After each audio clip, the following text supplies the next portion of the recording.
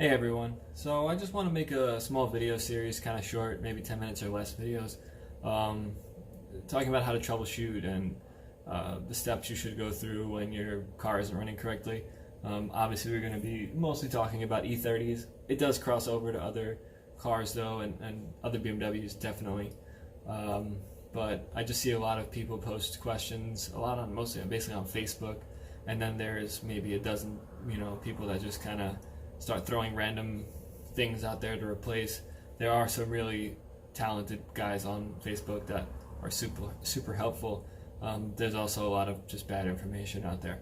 So I just want to talk about kind of certain parts and just testing them and troubleshooting them and things like that. In no particular order. Like, we're going to start with the fuel regulator today, kind of something that I always see people saying to change when most of the time it's not the problem.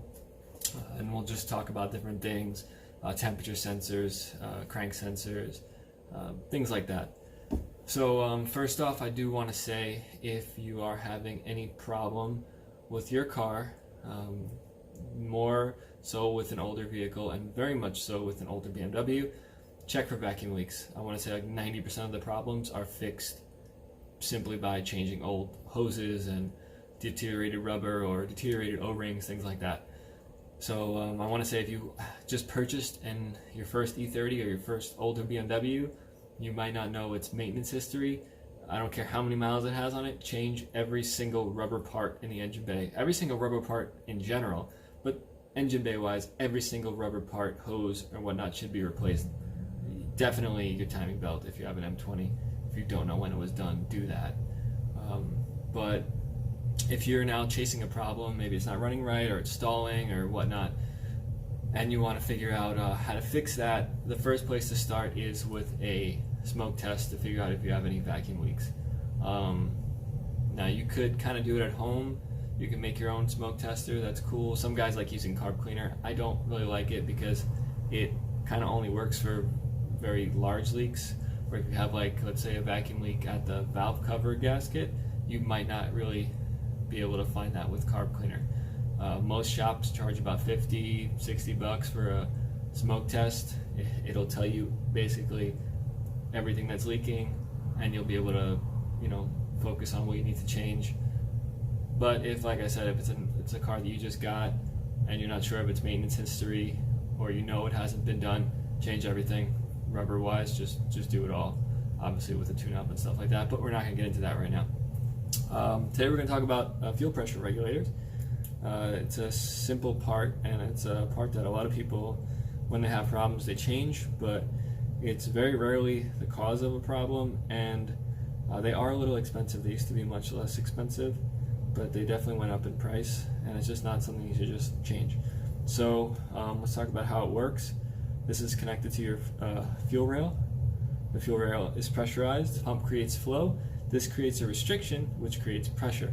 The fuel pump itself does not create pressure, it's just flow. So fuel goes into the fuel rail. It then will come here to this inlet. This will be your restriction, and then you have the return hose here, which goes to your tank, and you have a vacuum hose here, which is your vacuum reference signal. Now, this particular regulator is a 3-bar regulator, which is found on a M20, 2.5, M30 also, I think, probably a few other cars. The 2.7 has a 2.5 bar regulator. But so what that is, 3 bar is 43.5 psi. Now, let's say you want to test things. Your car's not running right. It's a part you think might be bad. You've kind of ruled out vacuum leaks at this point. You want to narrow it down, so you want to test this. Now, have a fuel pressure gauge, which you could rent usually from AutoZone or whatever, or if you want, just buy an inexpensive one. It's good to have. If you have a couple friends, maybe I'll chip in, because you could all use it at a certain point. So hook up your fuel pressure gauge to the car. So make sure you depressurize the fuel rail before you pull the feed hose off.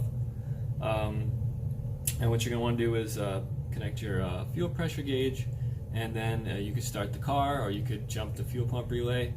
I'm not going to get really into that, but if you go online, there's plenty of resources on how to jump the fuel pump relay, but starting the car is fine. So when the car is running and this vacuum hose is disconnected, this is a 3-bar regulator, you should be at 43.5 psi. Now, what the vacuum hose does is it lowers or raises fuel pressure based on vacuum signal, or if you're turbocharged, based on vacuum and boost signal. So it does it in a 1-to-1 ratio. So for every psi that, let's say, boosts your, for every psi manifold pressure, it'll raise your fuel pressure by a single psi. So if you're running 10 pounds of boost, when your manifold is at 10 psi, your fuel pressure is now 10 psi higher.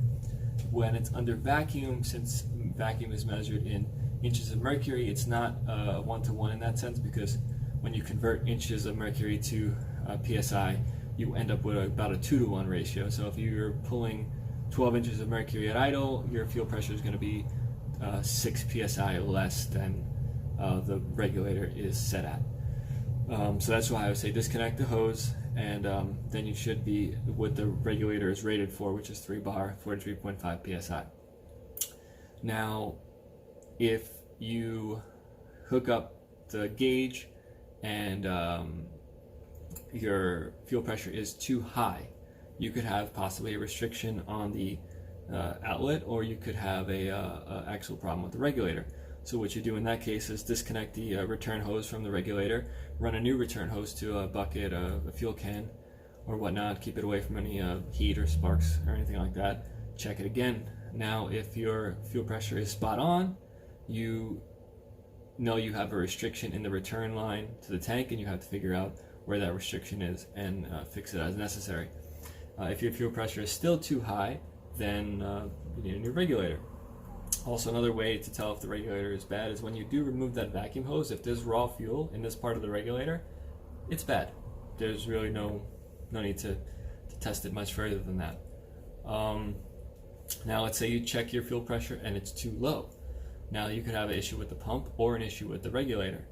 A way to determine where the problem is, take your pair of pliers or something smooth, and just slowly crimp this return hose. If, as you're crimping it, you're watching your fuel pressure and it's going up, and it'll remain at 43-ish and without any issues, you know that the problem is with the regulator holding pressure. If, even though you're putting in a restriction there, if that fuel pressure isn't getting higher, you know you have a problem with the fuel pump. And that's really it. I think the variants, also a good thing to have is this Bentley manual, which I think every BMW owner should have. It tells you how to troubleshoot everything.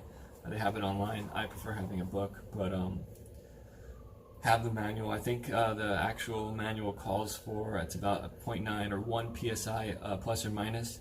So if you're at 44 or 42, your regulator is fine. There's always going to be some small variance, and a psi, one pound is not going to make or break anything. And that's really it. And also, just another thing, just don't throw parts at the car. If you don't troubleshoot properly, you could wind up having more problems in the long run, because you could think, oh, my problem is with the fuel pressure regulator, let me buy a new one.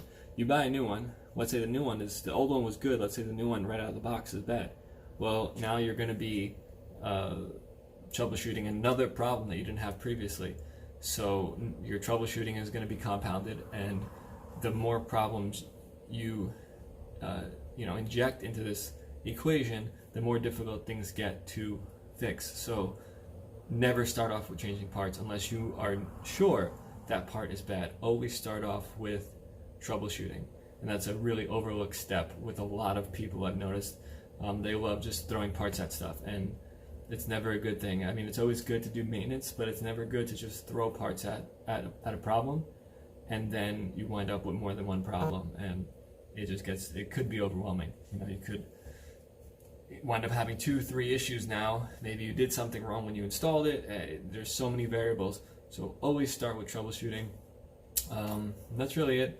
Let me know if you guys kind of like this format. I'm just going to move on to talking about maybe temp sensors or something like that, how to check the resistance on them, and so on and so forth. Hopefully compiling a good amount of information on one channel with just troubleshooting different parts of your car. Thanks for watching.